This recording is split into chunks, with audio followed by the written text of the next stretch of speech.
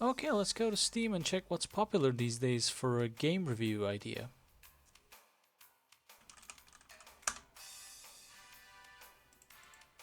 Okay, what are the top sellers these days? We got Warframe, It Takes Two, Lootbox Nightmare, FIFA, Elden Ring, okay, Dark Souls 3 with the horse, that's a pretty good one, I like that one. Left 4 Dead 2, Battlefield, Red Dead Redemption 2, what else we got? Ready or Not, that's familiar. Let's check the trailer, it's in early access now, huh? Oh, I remember this now, this is practically SWAT 5 that we never got. Okay, it says here that the game will be out of early access in approximately 12 months. This is the perfect opportunity to go back and make a review about SWAT 3, where it all started.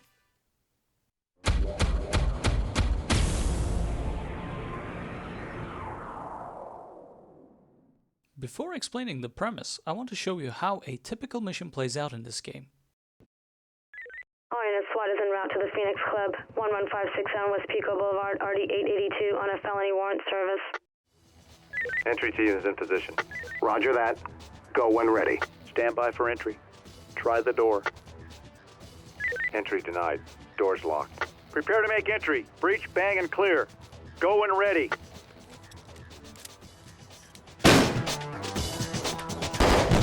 The suspect has been neutralized. Police! Get down! Search warrant! Opening to the right. Breach, bang, and clear. Go when ready. Go! Let's go! The suspect has been neutralized. Breach, bang, and clear. Go when ready.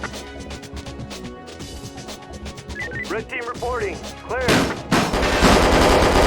Reporting. Suspect has been clear, Blue. We have an opening ahead. DOA. Red. Move and clear. Red team reporting. Clear. Blue. Continue moving. Bang and clear.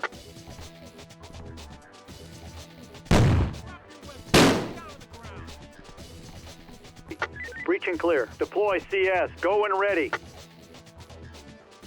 Blue reporting. Contact with civilian. Get them secured. Blue to lead. Civilian secured. Talk. This is entry team. Civilian secured and ready for evac.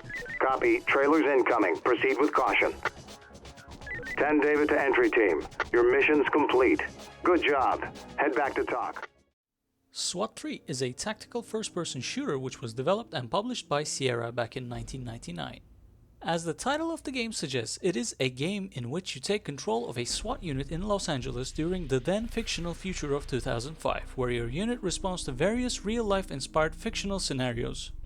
These can range from house arrests, raids on suspicious criminal hideouts, hostage rescue scenarios, VIP protection details, stopping various terrorist plots ranging from bombings to shooting down airplanes, and at some point in the game's scenario stopping the detonation of a freaking stolen nuclear warhead.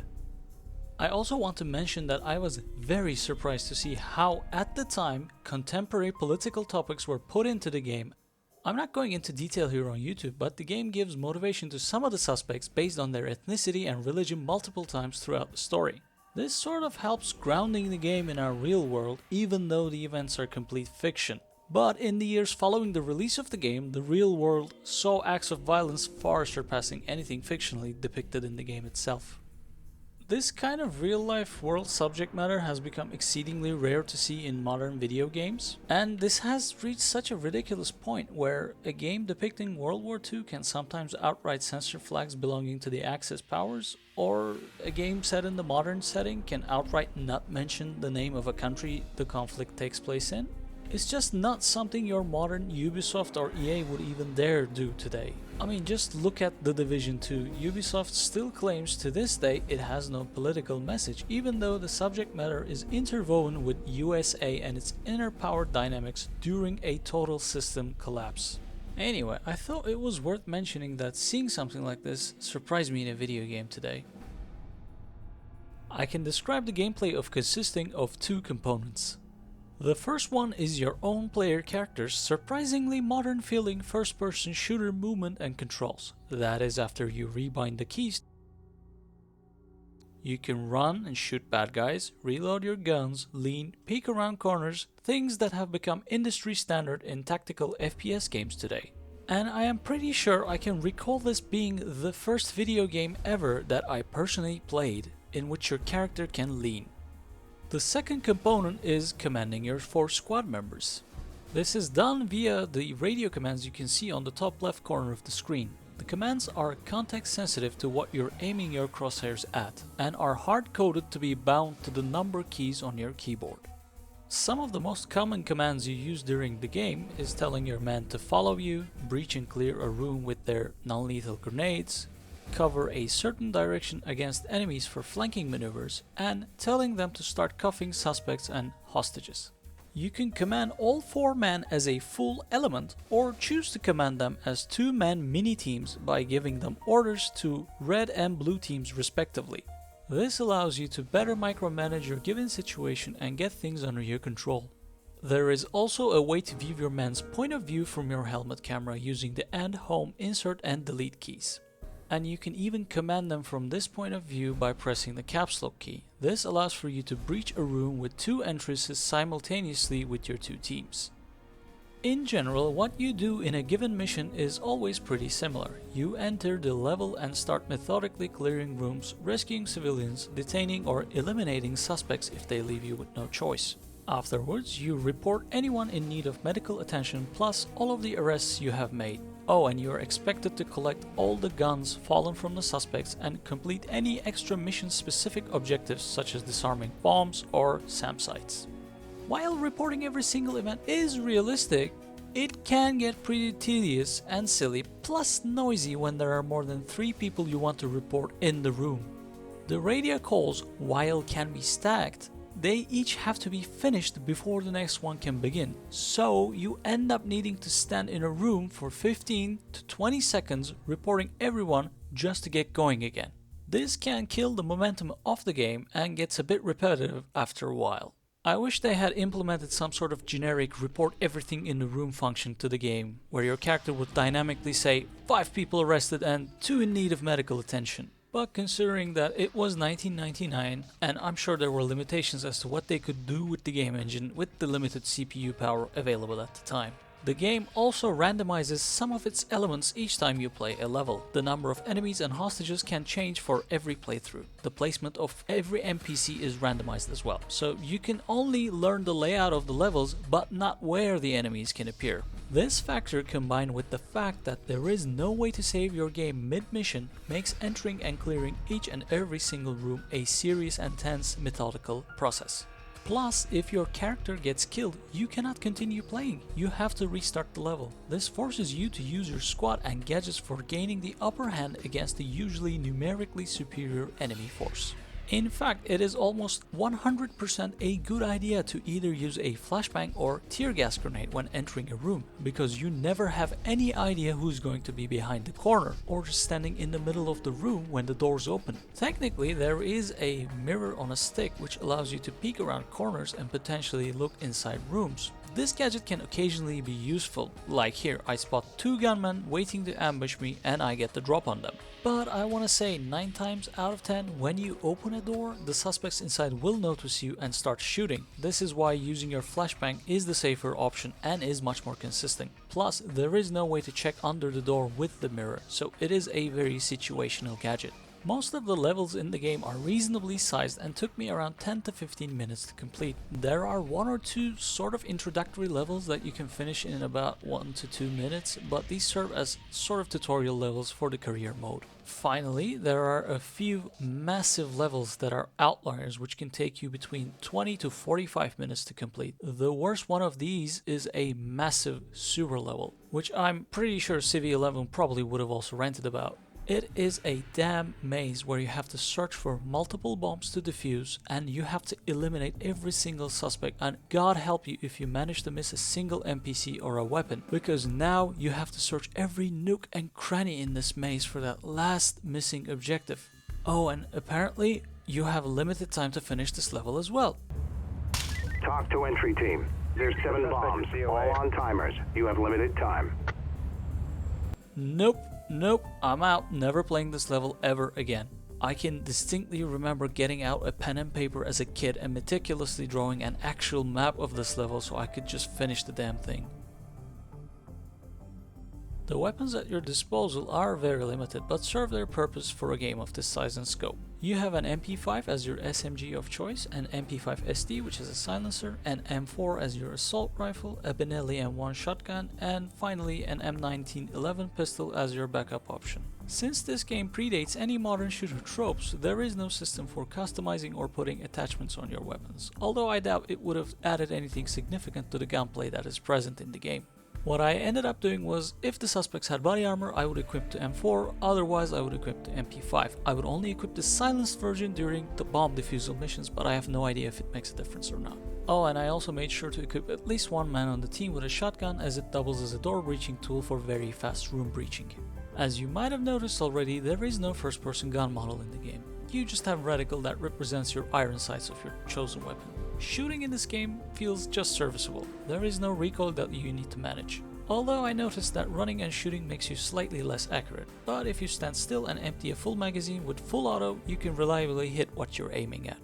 The guns are there to get the job done when a bad guy needs to be put down. There is nothing satisfying or empowering about the process, which may or may not be intentional considering the main focus of the game is saving as many lives as possible. And there are multiple things in the game that discourages outright killing by expecting the player to follow an actual SWAT officer's rules of engagement. The game offers two ways of playing the missions. The first one is called the standard mode, where all of the missions are available for you to choose from the map selection screen, and you just choose your equipment and jump into the game with no penalty if your man or the hostages get shot during the level. The second way is the career mode, where you create a custom officer from scratch, select your 8 team members and play the game's missions in order of the overall story. The first difference in the career mode is that there are actual voice-acted mission briefings exclusive to this mode, which I really like listening to. You can review a lot of information before the mission begins and have an understanding of the situation prior. The second difference here is that when your men get injured during a mission, they will require 1 or 2 missions to recover from their injuries, and your remaining men from the total of 8 will fill in their place. So if you have more than 4 men injured at the same time from consecutive missions, you lose the career mode and have to restore a previous save file to try again. Oh, and I think the game can also fail you if you accidentally shoot civilians or fail to uphold the rules of engagement too many times.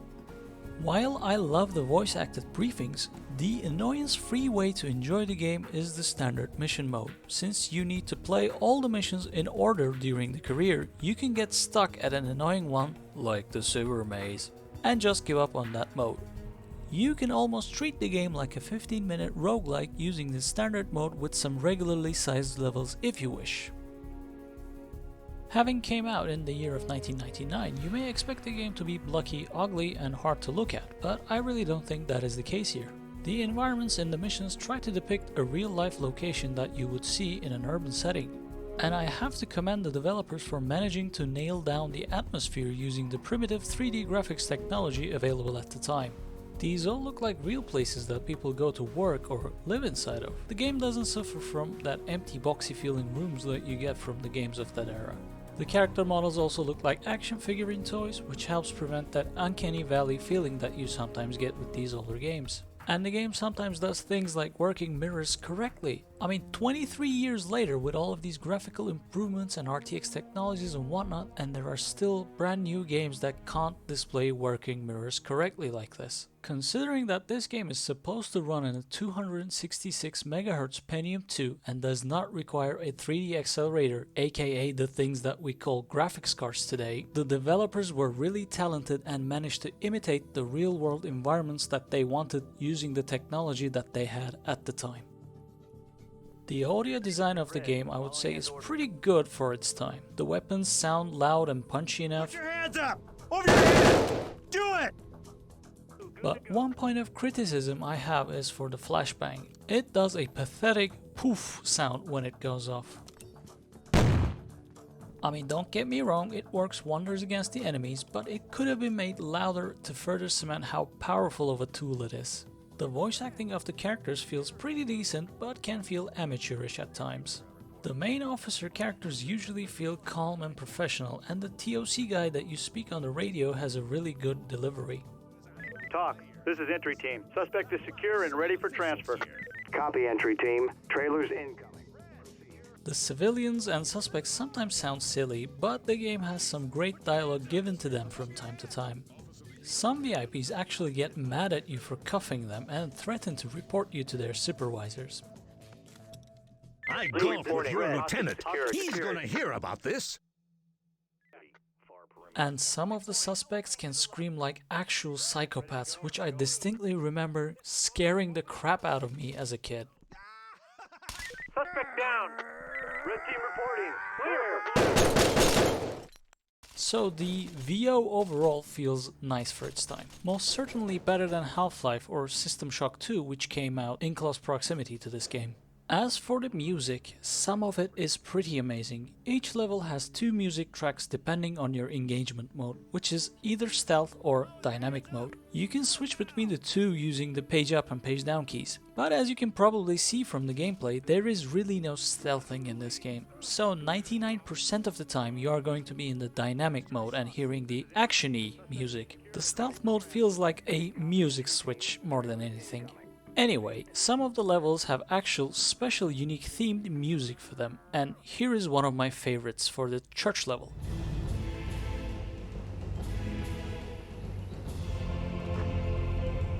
As an element, move and clear. Go when ready. Move it! Guys! Not every level has a unique track, mind you, and some of them are repeated for multiple missions. But I haven't come across anything that was outright bad. The music is meant to loop continuously while you play, thus it has no proper end or beginning to it. Now, I personally must have played this game more than 100 hours between the years 1999 and 2003, and these music tracks are kind of burned into my brain.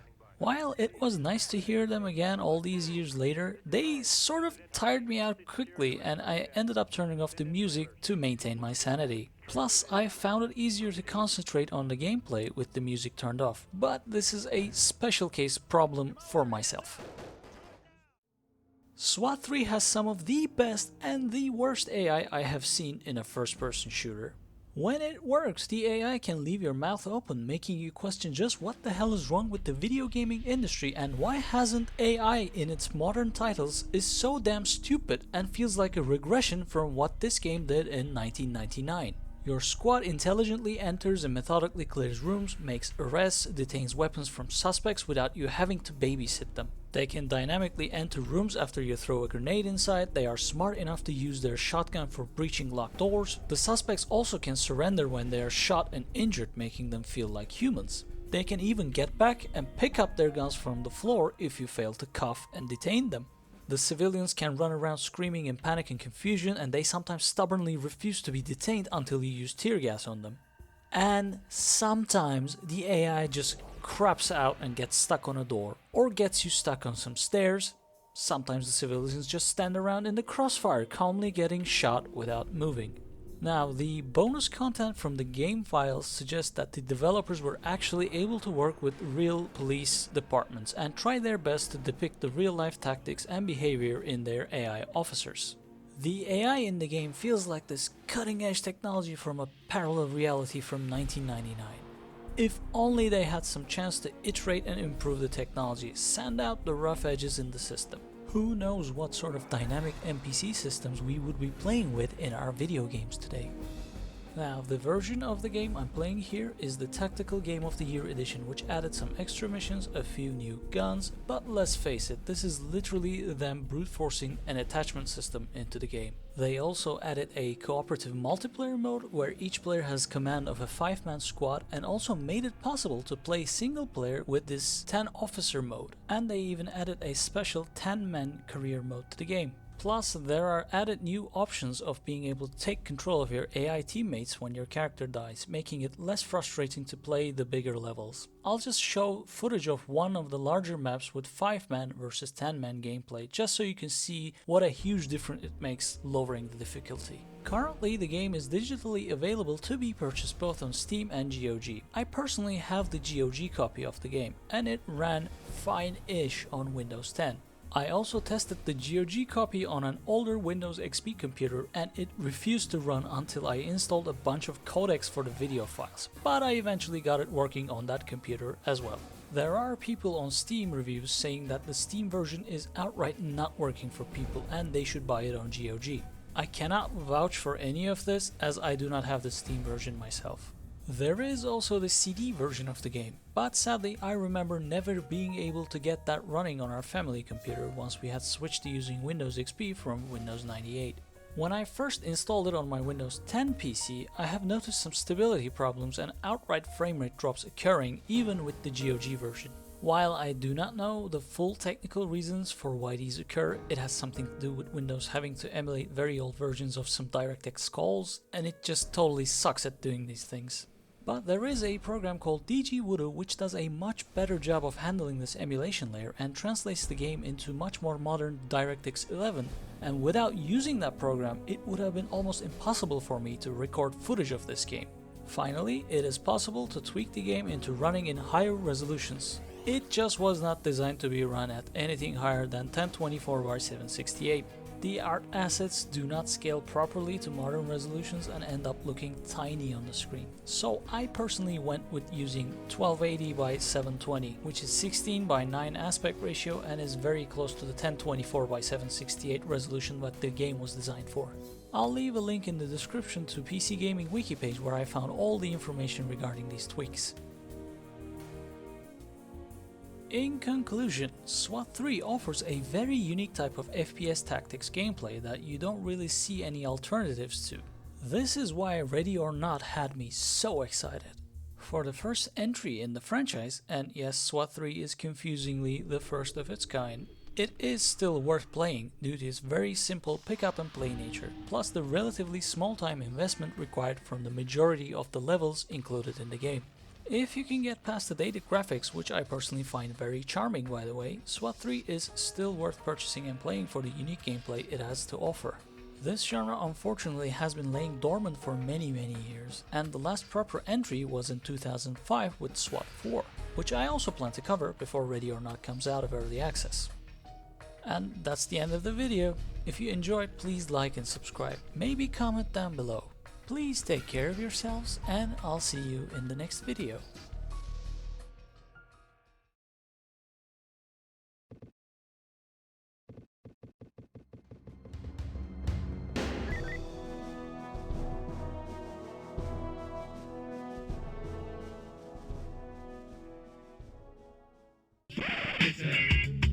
Eine Menschenmasse außenrum und zwei MCs in der Mitte. Mehr Energie bitte, haltet die Hände hoch.